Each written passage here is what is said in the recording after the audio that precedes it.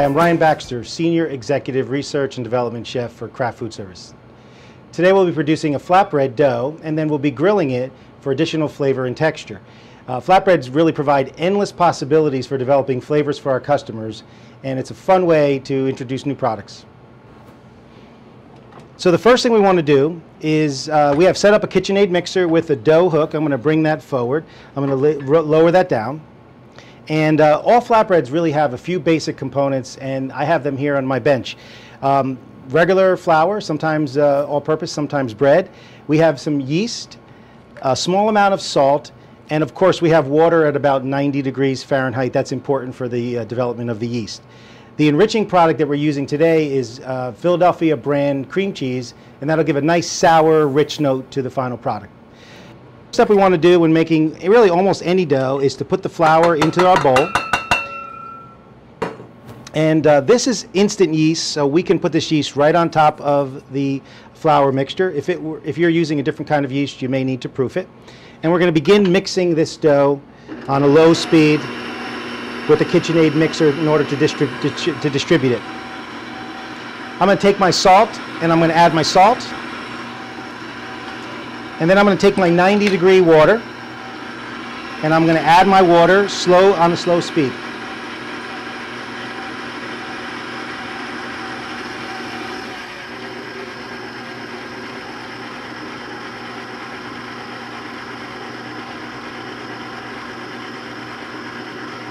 And lastly, I'm going to take the enriching component, which is the Philadelphia brand cream cheese, and I'm going to add that to the mixture.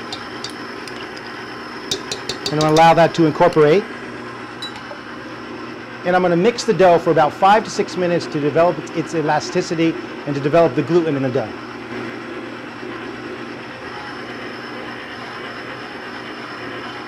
So we've mixed the dough for about 5 or 6 minutes in order to develop the gluten. We've taken the dough and we've transferred it into a lightly oiled bowl, and we've covered it with plastic wrap. That's an important step because we want the dough now to double in size and increase in volume and lightness. We've done that for about 30 minutes at room temperature, and then I'm at that step right now. So I'm going to uncover the dough now, and again, you'll see that the dough has really kind of gotten light and gotten airy, and we're going to punch this dough down, and we're going to prepare it for the next step, which is shaping. Now, at this point, we're going to take this dough, and I'm going to take this little bench scraper here, which makes it a little easier, and we're going to begin to portion the dough, and we're going to do that right now, and then we'll proceed to the grilling process. So I have a scale here because we want to get some uniformity in the portioning process. And I'm going to take some of that dough, and I usually take about 4 ounces of the dough, and that's actually a nice size right there. Usually between 4 and 6 ounces is a good portion. And I'm going to take a little bit of bench flour, and you don't really need a lot, and in some cases you don't need much at all, but I'm just going to put a little bit because this is a wet dough, and this is a cupping technique. And if you'll notice is I've just sort of cupped my hand around the dough, picking up a small amount of flour if I needed, and if I take my hand away, you'll notice that this beautiful round shape is developed, and that's really an important step to get that round shape that ultimately will keep the flatbread uniform in the final cooking process. After I do that, I'm going to take a pan, I'm going to lightly spray it with vegetable spray, and I'm going to pick up this dough, and I'm going to place it on here, and then once I'm done with all of them, I'm going to take some plastic wrap, and I'm going to cover it, and I'm going to allow that to rest for about 30 minutes at either room temperature or even the refrigerated temperature. So we've shaped the dough and we've placed it in a pan and we've allowed it to rest covered for about 30 minutes in order for it to relax. We're going to go into the next step, which is the rolling of the dough and the finishing on the grill. So I'm going to take off the cover of this pan here. It's really important during the process that the dough stay covered. Otherwise it tends to form a skin. And then we're going to pick up the dough, and I don't know if you could see it on camera, but it is a very light, beautiful dough. It's fun to just hold in my hand because I could just feel the lightness. And I'm going to lightly dredge it in some flour and put it on my board. And then I'm going to take a rolling pin. Now, you know, some chefs use their hands to do this, but I think for most consistency, I think rolling pin is probably the best tool to use.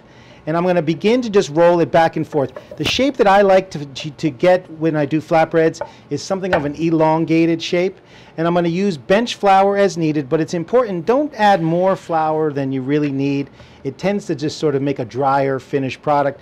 And I'm going to take this and I'm going to roll it out to about 12 inches. It'll be a slightly elongated oval. And again, our goal here is to make an individual size. And it's very thin. It's probably about a 1/16 of an inch thin. So we've rolled this out to about 12 inches. You see it's a nice, thin, even round. At this point, I take a fork or a docking tool and I put some holes in it with a fork. That'll keep it from bubbling too much during the process. And then this dough right now, you know, there's very little flour on it, nice and thin, lightly docked, beautiful shape for an individual flatbread, is ready to be placed directly on the grill. Many operations choose to just put that directly on the grill, and that is roll it, lightly oil it, and then cook it in one complete step. For our process, we're just going to lay it on a pan right here, and we'll take it over to the grill, and we'll finish it there. So finishing flatbread doughs really couldn't be easier. I've rolled a few earlier, as you saw, and I've made an oil today that really is just very simple, and it could be any customized oil that you like. This particular one has some dried herbs, some garlic, and a little bit of red pepper flakes. I put that on top of the one side of the flatbread, and I take that and I'm going to lay that oiled side down on the flatbread onto this hot grill. And that whole process, you're going to see, is very, very quick and takes just literally seconds. So we're going to keep an eye on it, and don't walk away while you're doing this, because that's an important thing. You'll very easily burn these. You can see how they could be made to order. This particular one that I'm doing is an individual size. In a moment I'm going to show you that we can make a larger one that would be suitable for things like snacking and bar food and that whole sharing trend that we see so popular these days. Well, this one's probably just about ready to go. I'm going to turn that over, and as you could see, that little beautiful bubbly action going on, which tells us that that dough is light and well made, and it's going to have some really great yeast flavor, some beautiful grill marks. To finish those, I have a little pan here with just a small amount of salt. That salt's optional if your customers really don't want or need that. But you'll see this whole cooking process is done in about 30 or 40 seconds. I'm going to put a small amount of salt on it, and this flatbread is now ready to be used as either a bread.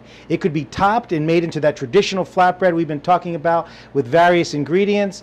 It could be served as a sandwich bread. Really versatile products and very easy to produce.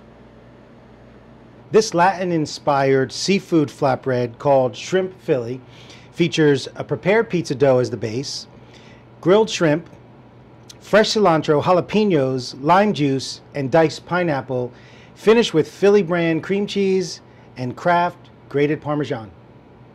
Another great recipe to make using this grilled flatbread is the smoked corn and pulled pork flatbread, which features a grilled flatbread base, red onions, roasted corn, and barbecue spice for flavoring, and then finishing includes Kraft barbecue sauce and Kraft cheddar cheese for a delightful finish to a flatbread. And thanks so much for watching.